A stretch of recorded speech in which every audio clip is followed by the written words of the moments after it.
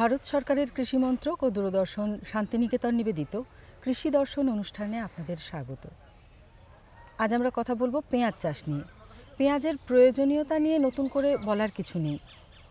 পেঁয়াজ চাষ ভারতবর্ষে সর্বত্র হলেও মহারাষ্ট্রের নাসিক যথেষ্ট বিখ্যাত। তবে পশ্চিমবঙ্গেও এই চাষের যথেষ্ট সম্ভাবনা রয়েছে।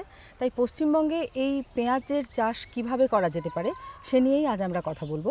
কথা বলার জন্য আমাদের মধ্যে পেয়েছি সহ কৃষি অধিকর্তা মৃত্তিকা সংরক্ষণ শিউরি প্রসেনজিৎ দেকে। নমস্কার প্রসেনজিৎ বাবু। আমরা প্রথমেই জানতে চাইব যে এই পেঁয়াজ চাষ পশ্চিমবঙ্গের কোন কোন এলাকায় হতে পারে? আমাদের পশ্চিমবঙ্গের প্রতিটি জেলাতেই কিছু কিছুভাবে পেঁয়াজ চাষ হয়ে থাকে। তা সত্ত্বেও ব্যাপক হারে পেঁয়াজ চাষ মূলত হচ্ছে বর্ধমান, হুগলি, বীরভূম এবং নদিয়া এবং সঙ্গে হচ্ছে কিছুটা অংশ বাঁকুড়ার চাষ হয়ে থাকে। যে সমস্ত এলাকাগুলোতে মূলত হচ্ছে জলের যোগান বা মাটির অবস্থাটা ভালো এবং কৃষকরা বিশেষভাবে আগ্রহী, সেই জায়গাটাতেই মূলত পেঁয়াজ চাষ হয়ে থাকে। আমাদের পশ্চিমবঙ্গের মধ্যে বলাগড় এবং কাটোয়া কালনা সাব ডিভিশনটা হচ্ছে পেঁয়াজ চাষের মধ্যে বেশ গুরুত্বপূর্ণ জায়গা নিয়ে নিয়েছে। আচ্ছা, সেটা কি কৃষক বন্ধুদের আগ্রহের ওপর ভিত্তি করে? আগ্রহটা যেমন আছে, সঙ্গে হচ্ছে পেঁয়াজের বাজারজাত করা এবং বাজার মূল্য যথেষ্ট। কারণ হচ্ছে পশ্চিমবঙ্গবাসী প্রত্যেকেই হচ্ছে খাবারের সঙ্গে তরিতরকারিতে যেমন পেঁয়াজ ব্যবহার করে থাকেন, সঙ্গে হচ্ছে সেই পেঁয়াজ বাইরেও যেতে পারে। সারা বছর পেঁয়াজের একটা দাম মোটামুটি বেশ ভালোই থাকে। যখন পেঁয়াজটা হারভেস্ট বা চয়ন করা হচ্ছে সেই সময় দামটা একটু কম থাকলেও পরবর্তী সময়ে পেঁয়াজের মূল্যটা 10 থেকে 12 টাকা কেজি এটা থেকেই যায়। পশ্চিমবঙ্গের অন্যান্য জায়গার কৃষক বন্ধুরাও তো এই চাষে আগ্রহী হতে পারেন?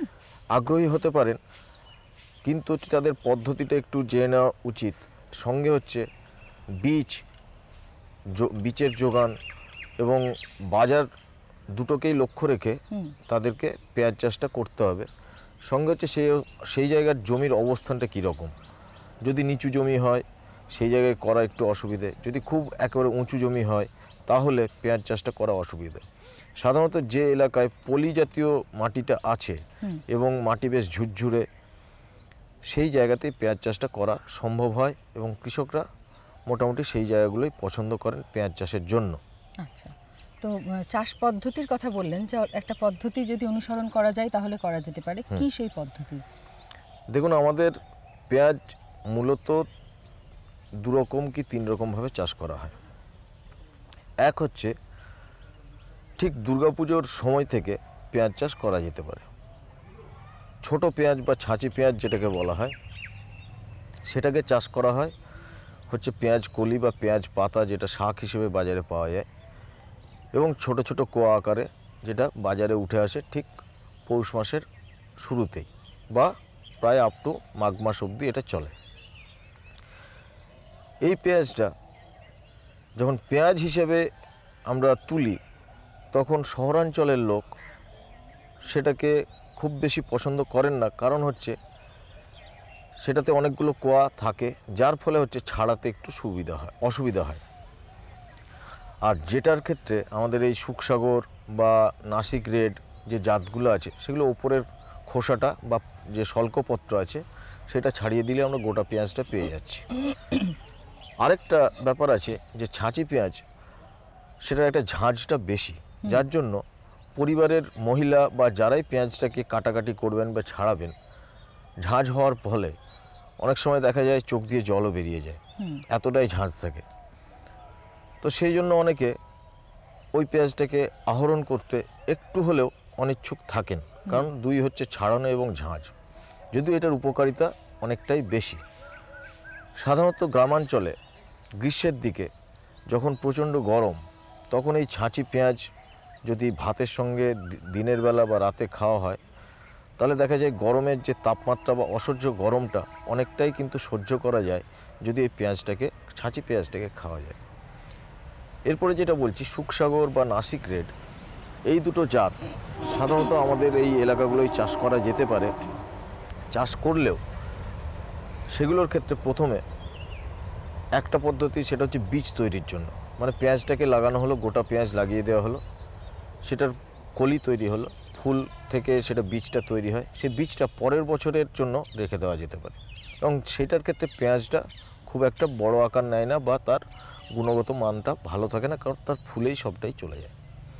আরেকটা যেটা মূল পেঁয়াজ হিসেবে চাষ করা যেতে পারে, সেটা মোটামুটি চারাতলা তৈরি করতে হয়, মানে বীজটাকে ছিটিয়ে চারাতলা তৈরি করতে হয়। সেই চারা মূল জমিতে রোপণ করা যেতে পারে, সেটা মোটামুটি মাঘ মাসের প্রথম সপ্তাহ থেকেই করা যায়। চারাটা তৈরির সময় খেয়াল রাখতে হবে, যেরকমভাবে ফুলকপি, বাঁধাকপি বা লঙ্কার চারা তৈরি করা হয়, একটু মাটিটা উঁচু করে নিয়ে, মাটিটা ঝুরঝুরে করে, সেখানে রাইস মিলের ছাই বা তুষের ছাই, কখনোই কাঠকয়লার ছাই নয়, এই ছাইটাকে ব্যবহার করে পেঁয়াজের চারাটাকে ফেলে দেওয়া, মানে বীজটাকে ফেলা হয় এবং তার উপরে খড় বা পলের আস্তরণ দিয়ে দিলে পেঁয়াজের বীজ থেকে চারাটা বেরোতে থাকে। ঝাঁঝরি বা জল অল্প অল্প করে ছিটিয়ে দিলে চারাটা বড় হয়। যখন মোটামুটি 2 থেকে 3 পাতা বয়স হয়ে যাচ্ছে, সেই অবস্থায় চারাটাকে ওখান থেকে তুলতে হবে। তুলে নিয়ে মূল জমিতে রোপণ করতে হবে। মূল জমিটাতে রোপণ করার আগে জমিটা অবশ্যই চাষময় দিয়ে ভালোভাবে তৈরি করে নিতে হবে, যাতে মাটিটা বেশ সুন্দরভাবে তৈরি হয়। আচ্ছা, এই মূল জমিতে লাগানোর আগে কি কিছু মাটিটাকে আলাদাভাবে আর নতুন সার প্রয়োগ করে তৈরি করার প্রয়োজন আছে? অবশ্যই। যে কোনো ফসলের ক্ষেত্রে জৈব সারের যোগানটা বাঞ্ছনীয়। যতটা জৈব সার দিতে পারবেন ততটাই ভালো। সাধারণত আমরা বলে থাকি প্রতি 7.5 বিঘের জন্য, অর্থাৎ 1 হেক্টর জমিতে 10 থেকে 15 টন গোবর সার, মানে যেটা শুকনো গোবর সার, যদি দিতে পারা যায় খুব ভালো। কিন্তু এখন সেইভাবে গোবর সারের যোগান প্রায় নেই। তা সত্ত্বেও যদি কৃষক ভাইরা দিতে পারেন খুব ভালো। এবার জমিটা তৈরির সময় খেয়াল রাখতে হবে, যে বীজের আকার যেরকম, ঠিক সেরকম মাটির আকারটা হওয়া উচিত। আখ, আলু এগুলো বাদ দিয়ে, কারণ পেঁয়াজের যে বীজটা আমরা দেখতে পাই ছোট ছোট, সেটার আকারের মাটিটা যদি ঝুরঝুরে হয় তবেই পেঁয়াজটা ভালো হবে। এরপর জমিটাতে গোবর সার দিয়ে চাষময় দেওয়া হলো, দেওয়ার পর সারিতে বা লাইন করে পেঁয়াজ রোপণ বা বপন করা যেতে পারে। চারাগুলোকে তুলে নিয়ে এসে সেটা দুরকমভাবে করা যায়। এক্ষেত্রে দূরত্ব কীরকম হবে? দূরত্বটা নির্ভর করছে আপনি কীরকম লাগাচ্ছেন, জাতের উপর যেমন নির্ভর করে, সঙ্গে হচ্ছে সময়ের উপর। যদি আপনি আগাম লাগান, অর্থাৎ মাঘ মাসের প্রথমেই লাগিয়ে ফেলেন, তাহলে মোটামুটি 6 ইঞ্চি থেকে 9 ইঞ্চি দূরত্ব। যদি এটা একটু দেরি হয়ে যায়, তখন ওটা 6 ইঞ্চির মধ্যে করতে হয়। জমিটাতে যখন লাগাবো, তখন লাগানোর সময় শুকনো জমিতে, অর্থাৎ জমিটা চাষময় দিয়ে ঝুরঝুরে করা আছে, সেইখানে নির্দিষ্ট দূরত্বে আমি চারাগুলোকে ফেলে দিয়ে যেতে হবে। কখনোই ধান পোঁতা বা ধান রোপণের মতো পুঁতে দিলে হবে না। আরেকটা পদ্ধতি হচ্ছে, জমিটাকে কাদা করা হলো, জল দিয়ে জমিটাকে ময়েস্ট কন্ডিশনে নিয়ে আসা হলো এবং চারাগুলিকে ফেলে দিয়ে গেলেই হলো। যেটা শুকনো অবস্থায় থাকছে, সেখানে প্রতিটি চারাতে যদি জল দেওয়া সম্ভব হয় ভালো, নচেত হালকা করে সেচ দিয়ে দিলেই হবে। আর যেটা কাদানো অবস্থায় আছে, সেখানে সেচের প্রয়োজন নেই। লাগাতে গেলে মোটামুটি বিকেলের দিকে আমাদের পেঁয়াজের চারাটা ফেলে দিয়ে এলেই হবে। পরের দিন দেখা যাবে পেঁয়াজটা সোজা হয়ে দাঁড়িয়ে গেছে। কেন এই ফেলে দেওয়ার কথাটা বলছি? রোপণ করে দিলে অসুবিধাটা কি, পরবর্তী সময়ে পেঁয়াজটা যখন বাড়তে চাইবে, তখন দেখা যাবে মাটিটাকে ফাটিয়ে সে যখন উপরের দিকে উঠে আসবে, পেঁয়াজটা লম্বাটে হয়ে যায়। পেঁয়াজটা কিন্তু মাটির ওপরের ফসল, এটা কিন্তু মাটির নিচের নয়। শেকড়টা নিচে থাকে, পেঁয়াজটা উপরে থাকে। পেঁয়াজটাকে যদি মাটির নিচে ভেতরে ঢুকিয়ে দেওয়া হয়, সে নিজেকে বাড়ার জন্য মাটিটাকে যখন ফাটিয়ে উপরের দিকে ওঠার চেষ্টা করবে, তখন সেটা লম্বাটে হয়ে যায়। লম্বাটে হয়ে যাওয়ার ফলে দেখা যায় যে পেঁয়াজের ফলনটা 75% পাওয়া যায়, 25% কমে যায়। যার ফলে যে একজন কৃষক সব পরিচর্যা করলেও তার ফলনটা কমে যায়, শুধু লাগানোর পদ্ধতিতে। যার জন্য পেঁয়াজটাকে বলা হয় যে ফেলে দিয়ে আসুন। তো এরপরে পেঁয়াজটা আস্তে আস্তে বাড়তে থাকে। বাড়ার সময় এই মূল জমিতেও পারলে ভালো হয় যে রাইস মিলের ছাই বা তুষের ছাই ব্যবহার করা। কিন্তু কখনোই কাঠকলাইয়ের ছাই যাতে না ব্যবহার হয়। এই ছাইটা যেমন একদিকে সূর্যের আলোকে শোষণ করে মাটির তাপটাকে সংগ্রহ করে রাখে, সঙ্গে মাটিটাতে ভাঁপ ধরিয়ে রাখে, যাতে হচ্ছে পেঁয়াজটার বৃদ্ধি হয়।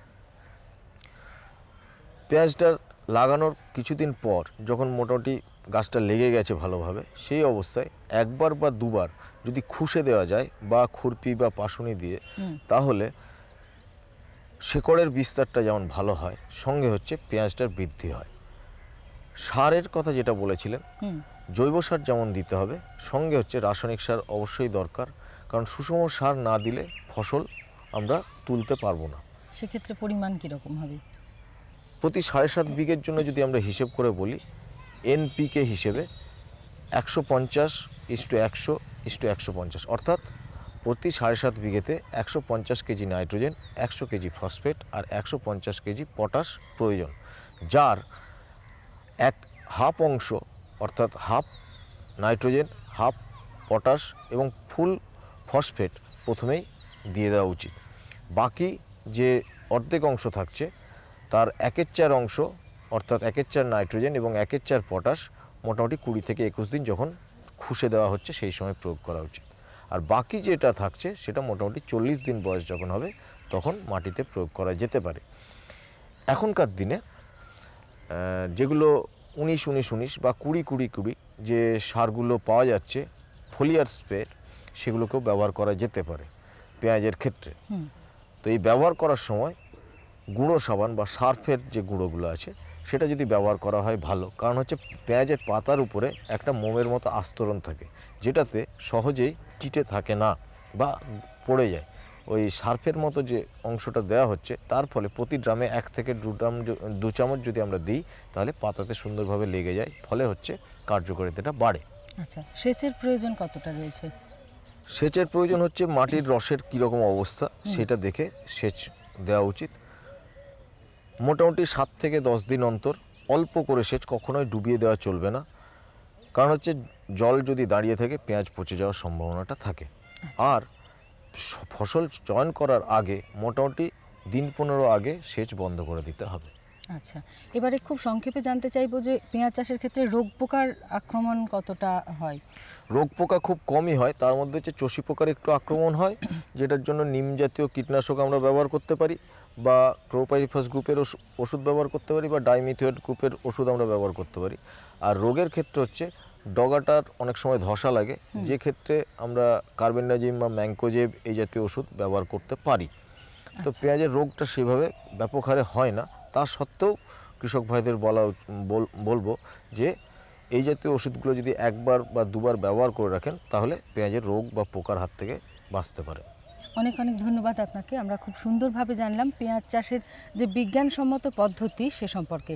আপনারা কৃষক বন্ধুরা যারা পেঁয়াজ চাষ করবেন বলে ভাবছেন বা ভাবেননি, আজকের আলোচনা শোনার পরে হয়তো আগামী দিনে পেঁয়াজ চাষে আগ্রহী হতে পারেন।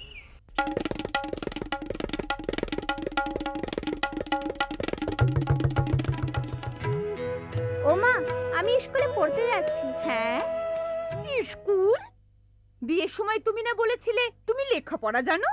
আরে মা, ফার্ম স্কুলে যাচ্ছি চাষের বিষয়ে নতুন নতুন কথা শিখতে। আপনিও চলুন। ফার্ম স্কুল, যেখানে জমিতে ফসল বৃদ্ধির প্রত্যেকটি কথা চাষিদের শেখানো হয়, যেমন মাটির হিসেবে সঠিক সার, ভালো বীজ আর প্রয়োজন অনুযায়ী কীটনাশক। কেননা কম খরচে বেশি লাভ।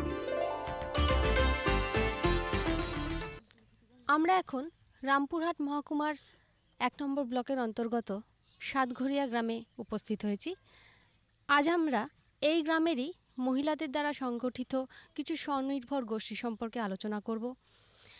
দেখব যে কিভাবে তারা তাদের আর্থিক সচেতনতা, আর্থিক নির্ভরশীলতা বাড়িয়ে তুলছেন বিভিন্ন পন্থা অবলম্বন করে। সেই পন্থাগুলি কি কি সে সম্পর্কে আজ আমরা আলোচনা করব। চলে যাচ্ছি এই গ্রামেরই কিছু মহিলাদের কাছে। আপনার নাম কি? আমার নাম অনুপম অধিকারী। আচ্ছা, আপনি এই গ্রামেরই বাসিন্দা? আমি এই গ্রামের বাসিন্দা। আপনি কি করেন? আমার এই এমনি গৃহকর্ম, আর এই তাছাড়া একটা দল করেছি। আমার দলের নাম হচ্ছে সঞ্চয়নী স্বনির্ভর দল। 12 জন আছি আমরা। আচ্ছা, কি কি কাজ করেন? আমরা প্রথম দিকে তো কিছুই পাইনি, তারপরে যখন লোন পেলাম, ফার্স্ট গ্রেডিংয়ে লোন পেলাম, লোন মোটামুটি 13 মাসের মধ্যে আমরা লোনটা পেয়েছিলাম। 2009-এ পেয়েছিলাম প্রথম লোনটা। আর আমার দলটা তৈরি হয়েছে 2004-এর ডিসেম্বরে, হ্যাঁ হয়েছে। দিয়ে 9-এ পেলাম আমরা প্রথম লোনটা, 9-এ পেলাম প্রথম লোনটা। তারপর প্রথম লোনটা আমরা মোটামুটি 1 বছরের মধ্যেই শোধ করে দিয়েছিলাম। তখন কিনেছিলাম আমাদের ছোট ছোট, মানে অল্প টাকা পেয়েছিলাম, তো 25,000 টাকা পেয়েছিলাম, মানে 4,000 টাকা 4 গুণ করে আমাদেরকে দেওয়া হয়েছিল, নিয়ে 25,000 টাকা পেয়েছিলাম। নিয়ে 25,000 টাকা আমরা সকলে ওইটা ভাগ করে নিয়ে নিজে নিজে বাড়িতে, কেউ হাঁস মুরগি, কেউ বড়ি, কেউ মুড়ি, কেউ ছোট ছোট বাছুর কিনেছিল, নিয়ে সেইগুলো ছিল। তারপরে আমরা সেকেন্ড গ্রেডিং, আমরা মাইক্রো গ্রেডিং আর করিনি, আমাদের দলটা ভালো চলছিল বলে দিদি আমাদের একদম সেকেন্ড গ্রেডিং করে দিয়েছিলেন। সেকেন্ড গ্রেডিং করেছিলেন, তখন আমাদের 2,49,000 টাকা আমরা পেয়েছি, আর 75,000 টাকা সাবসিডি পেয়েছি। ওই 2,49,000 টাকা আমরা ধাপে ধাপে তুলেছি, একসাথে তুলিনি। এখনও আমার অ্যাকাউন্টে এখনও 12,000 টাকা মতো আছে, লোন তুলেছি, শোধ করেছি এইভাবে। এখন মানে ধান চাল তৈরি করেছি। আর তাছাড়া অবসর টাইমে আমরা যে এইসব কাজগুলো করছি, হাতে মানে এইগুলো করি। কেউ কেউ যারা মাঠে যাওয়ার তারা মাঠে যায়, আর যারা সব মাঠে না যায় তারা এইসব কাজ করি আমরা। আর এই যে এই ব্যাগের এইটা এই ট্রেনিংগুলো আমি পেয়েছিলাম, আমরা দুজনে পেয়েছিলাম এমনি একটা সংস্থা থেকে। তখন আমরা এই কাজগুলো করেছি। এইটার মেশিন বকটুই মোড়ে আছে, রামপুরহাট বকটুই মোড়ে। ওখান থেকে এই 4টে স্যাম্পল ফাইল আমি কালকে এখানে আসবেন বলে আমরা নিয়ে এসে রেখেছি আপনাদের দেখানোর জন্য। অর্ডার পেলে আমরা মাল তৈরি করি এবং আমরা মেলাতে দিই। এই এখনই যেমন শান্তিনিকেতনে মেলা হলো, ওখানে পাঠিয়েছি বেশ কিছু মাল। তারপরে হাওড়ার ওখানে মেলা হলো, ওখানে পাঠিয়েছি। এখন আমাদের কাছে মাল নেই, কিন্তু মাল ছিট তৈরি আছে, মানে ব্যাগ তৈরি করা নেই। তাছাড়া পাপোশও আমরা করেছি জুটের। আচ্ছা, এ থেকে কি মনে হয় যে আগে আপনি যেমন ছিলেন এখনকার আপনি কেমন, মানে এর পার্থক্যটা যদি বলেন আর কি। এখনও অনেক উন্নত। আমি শুধু না, আমার গ্রামে মানে আমার দলে 12 জন সহকর্মী আছে, তারাও যারা কথা বলতেই জানতো না, একদম লজ্জায় মাথা ঢাকা নিয়ে থাকতো, তারা এখন মুখ খুলেছে, তাদের কথা বলে, তাদের বাড়ির ছেলে মেয়েদের স্কুলে পাঠায়। আজকে যেমন মাধ্যমিকের ক্যান্ডিডেট আছে, আমার দলের মেয়েদেরই আছে, 4 জন ক্যান্ডিডেট আছে। ছেলে পেলেদের পড়াশুনো, স্কুলে যাওয়ানো, এমনি প্রাইমারিতে পড়ে, হাই স্কুলেও পড়ে, সেগুলোতেও তারা সাহায্য করতে পারছে। সংসারে অনেক উন্নত। আচ্ছা, আপনাকে অনেক ধন্যবাদ। আপনার নাম কি? আমার লক্ষ্মী কোনাই। আচ্ছা, আপনি কি কি কাজ করেন? আমি কি করবো, এই ধান সেদ্ধ, মুড়ি ভাজা এইসবগুলো করে, খানিকাদ্দি করে। এই যে কাজ করেন, আপনি কখন করেন এই কাজগুলো? মানে বাড়িতেও তো নিশ্চয়ই আপনাকে সময় দিতে হয়। সময় ক্ষেত্রে করতে হয়েছে, আবার এদিকেও একটু করে সাহায্য করতে হয়েছে। সবসময় মানে উলেমেলে করছি আমরা সবাই মিলে আর কি। আচ্ছা, এই যে কাজটা করেন, এক্ষেত্রে বাড়ি থেকে আপনি কি ধরনের সাহায্য পান? মানে আপনার বাড়িতে সাহায্য কে আছে এবং তারা কিভাবে আপনাকে সহযোগিতা করে? আমার বাড়িতে কে থাকবে, আমার স্বামী, আমার ছেলেপেলার, আমি আছে, ফ্যামিলিতে 4টে লোক। না, তারা, আপনার স্বামী আপনাকে কিভাবে সহযোগিতা করে? এই যে আপনি কাজটা করছেন গৃহকর্মের ফাঁকে ফাঁকে, তো স্বামী আপনাকে কিভাবে সহযোগিতা করছে? একটু একটু করে জল দিয়ে দেয়, একটু জাল দিয়ে দেয়, এই দুজনায় উলেমেলে করি আর কি, খানিকাদ্দি করে। আচ্ছা, আপনার নাম কি? আমার নাম বনানী লেট। আচ্ছা, আপনি কি এই স্বনির্ভর গোষ্ঠীরই সদস্য? হ্যাঁ, সদস্য আমি। আপনি কি কি কাজ করেন? আমি এই সমস্ত কাজগুলো করি, ধানের কাজ, ঠাকুরের সাজ টাজ এগুলো। তারপরে এই ধান টান সিদ্ধ করে, তখনও তাদের সঙ্গে আমাকে, দলের যখন মেয়ে সদস্য, তখন তাদের সঙ্গে সহযোগিতা করতে হয়। বাড়ি থেকে কেমন সাহায্য পান? হ্যাঁ, বাড়ি থেকে সহযোগিতা পাই। যেমন বাড়ি থেকে বাড়ির কাজ কাম সামলে রেখে আগে ছেলে মেয়েরাও উৎসাহ দেয়, যাও মা করো, তাতে আমাদেরও অনেক উন্নতি। ছেলেমেয়েরা পড়াশুনো করে? ছেলেমেয়েরা এই 2 মেয়ে এইচএস দেবে, আর একটা এমনি সিভিলে দিয়েছি ছেলেটাকে। আচ্ছা, আপনার এই যে কাজটা করার পরে আগে যেমন অবস্থা ছিল সেই অবস্থার কি উন্নতি হয়েছে? অনেকটাই উন্নতি হয়েছে। ছেলে মেয়েদের আমি অনেকটা সহযোগিতা করতে পারি পড়াশোনার ব্যাপারে, বইপত্রের ব্যাপারে। আচ্ছা, আপনাকে অনেক ধন্যবাদ। আপনার নাম কি? আমার নাম সমাপ্তি সাহা। আচ্ছা, আপনি কি এই গ্রামেরই বাসিন্দা? না, আমি পাশের গ্রামে, কিন্তু আমি বর্ষাল জিপির আরপি আছি। আমরা 2 জন আছি, তো আমাদের 12টাই সংসদ, 6টি সংসদ একটা দিদি দেখাশোনা করে আর 6টি সংসদ আমি দেখাশোনা করি।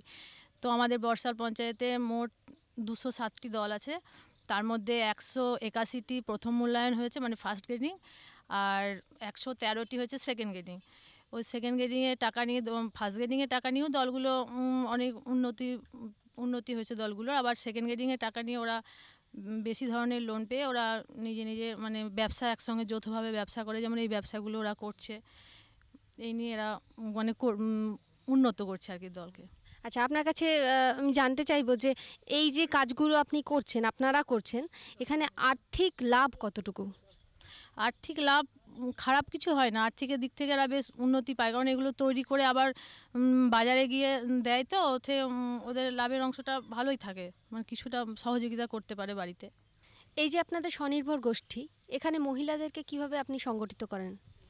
কোনো ট্রেনিং বা কোনো দলগুলো তৈরি করার পর কোনো ট্রেনিং এলে বা কিছু এলে ওদেরকে ঠিক মতন ওদের কাছে খবর দিয়ে দেওয়া, সেগুলো ওরা খুব ট্রেনিং বা যেগুলো আসে ওগুলো খুব মনোযোগ সহকারে ওগুলো নিয়ে ট্রেনিংগুলো নিয়ে ওরা সেটাকে ওরা নির্ভর করে ওরা এগিয়ে যায় আর কি। মানে ওই ট্রেনিংটা নেওয়ার পর হয়তো কোনো উন্নতি করতে পারবো করে ওরা এগিয়ে যায়। আপনাকে অনেক ধন্যবাদ। আচ্ছা, আপনার নাম কি? আমার নাম টিঙ্কু মেহিনা, আমি বর্ষাল জিপির আরপি। আচ্ছা, এই যে গোষ্ঠীটা স্বনির্ভর গোষ্ঠী, এখানে আর্থিক লাভ কতটুকু হয়? আর্থিক লাভ বলতে গিয়ে প্রথম যখন মূল্যায়নটা হয় সেই রকম আমাদের মানে 25,000 টাকা দেওয়া হয়, ঠিক আছে। 25,000 টাকা দেওয়া হয় মানে এই নয় ওদেরকে 10,000 টাকা সুদবিহীন মানে আরএফে টাকাটা দেওয়া হয়, 15 টাকা ওদের পাসবই যেটা থাকে সেই 4 গুণ দিয়ে যে টাকাটা হয় সেই টাকাটা ওদের প্রথম গিয়ে মূল্যায়নের টাকাটা পাওয়া যায়। সেই টাকা নিয়ে ওরা ছোটোখাটো ব্যবসা করে, সেই ব্যবসা করার পরে যখন উন্নতি হয় সেই উন্নতি করার পরে ওরা দলেরও আর্থিক বাড়ায় এবং নিজেদের সংসারের আর্থিক দিক থেকে এগিয়ে যায়। তারপরে ওরা কিন্তু দ্বিতীয় মূল্যায়নও বসে। যখন আমরা দেখি যে এই দলটা খুব সুন্দর কাজ করছে বা প্রজেক্ট লোনে ওরা আসতে পেরেছে, তখন ওদেরকে আমরা একটা বড় সুযোগ বা সুবিধা দেওয়া হয়। সেই জন্য ওদের গ্রেডিংটা করে দেওয়া হয়। গ্রেডিংটা করে দেওয়ার পরে ওরা যখন সেকেন্ড গ্রেডিং পায় তখন বড় একটা প্রজেক্টে যখন যায় তখন ওরা একটা মানে সেকেন্ড গ্রেডিংয়ে মোটা টাকাটা পাওয়া যায়, সেই টাকা নিয়ে ওরা উন্নতির দিক থেকে এগিয়ে যায়। আচ্ছা, আপনাকে অনেক ধন্যবাদ। আমরা এখন জেনে নিলাম যে এই গ্রামে কিভাবে স্বনির্ভর গোষ্ঠী তৈরি করা হয়েছে মহিলাদের দ্বারা।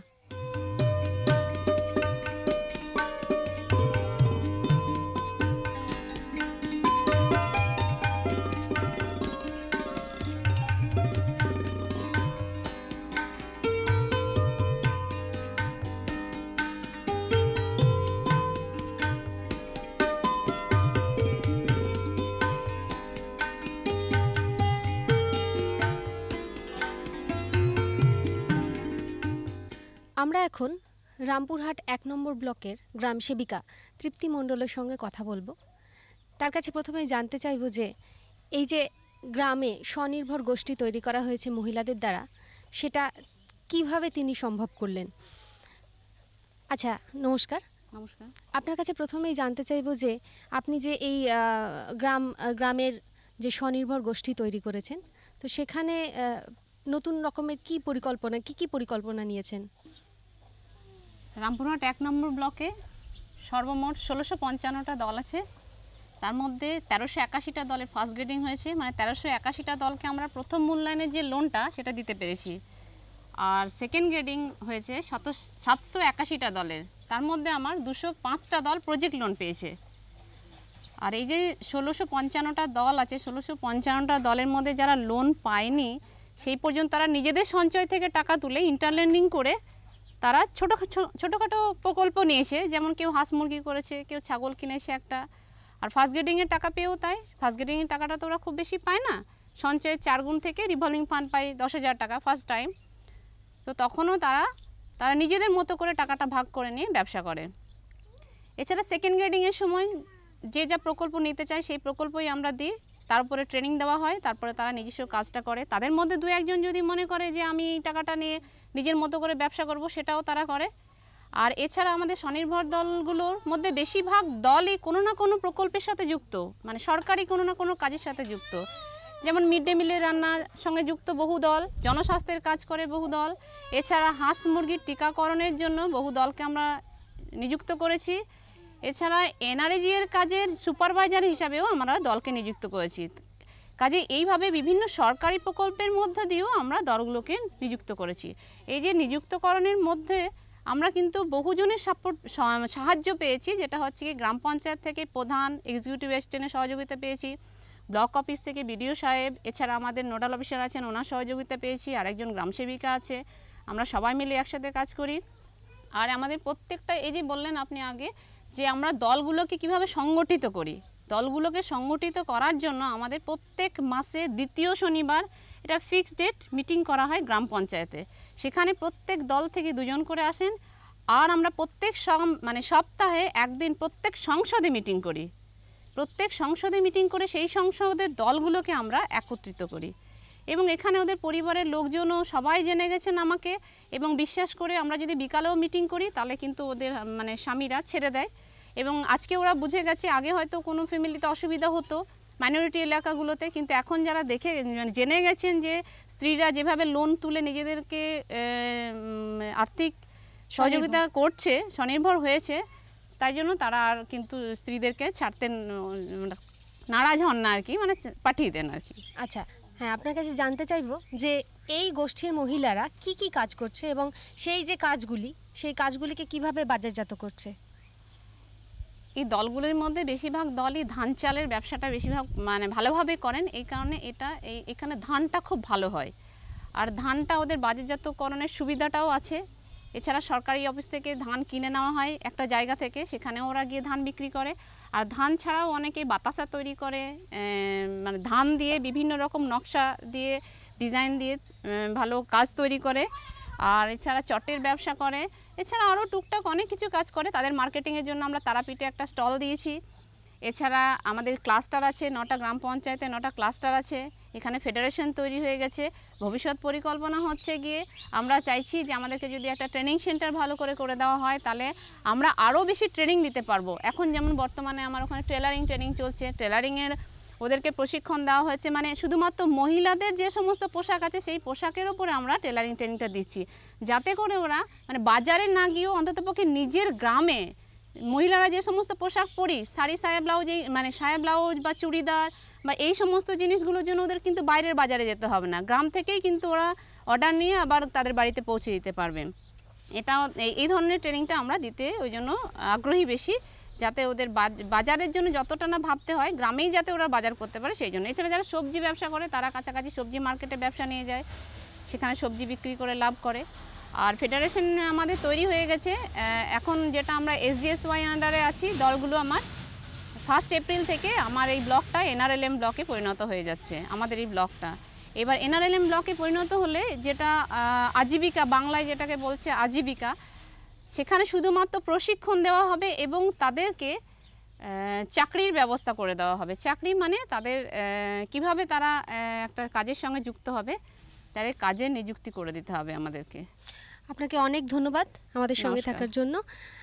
আজ আমরা গ্রাম সেবিকা তৃপ্তি মণ্ডলের কাছ থেকে জানলাম যে এই গ্রামে মহিলাদেরকে কিভাবে আর্থিক ও সামাজিক উন্নয়ন ঘটানো হচ্ছে। হ্যাঁ হ্যাঁ ঠিক আছে, একদম হ্যাঁ হ্যাঁ ঠিক আছে। আচ্ছা আচ্ছা, কার সঙ্গে কথা বলছিলে এত হেসে হেসে? আরে বাবা, কিষান কল সেন্টার, বিশেষজ্ঞের সাথে চাষের ব্যাপারেই কথা বলছিলাম। সকালেও দুপুরেও? আরে বাবা, কিষান কল সেন্টার তো সকাল 6টা থেকে রাত 10টা অবধি খোলা। রোববারেও? হ্যাঁ গো, বছরে 365 দিন। এত ফোনের বিল কে দেবে? আরে বাবা, কিষান কল সেন্টারের পরিষেবা সম্পূর্ণ বিনামূল্যে। কিন্তু তুমি এগুলো জিজ্ঞেস করছো কেন? আমি তো অন্য কিছু ভাবছিলাম। কৃষক ভাইরা কৃষিকাজ সংক্রান্ত সমস্যার নিজের ভাষায় তাড়াতাড়ি সমাধানের জন্য ভারতের যে কোনো ফোন থেকে রাষ্ট্রীয় হেল্পলাইন নম্বর 1800-180-1551-এ যোগাযোগ করুন। কৃষকের বন্ধু, কৃষকের কল সেন্টার। কেমন লাগছে আমাদের অনুষ্ঠান? আমাদের চিঠি লিখে জানান। চিঠি লেখার ঠিকানা কৃষি দর্শন, অধিকর্তা দূরদর্শন কেন্দ্র, শান্তিনিকেতন, শান্তিনিকেতন, সূচক 731235।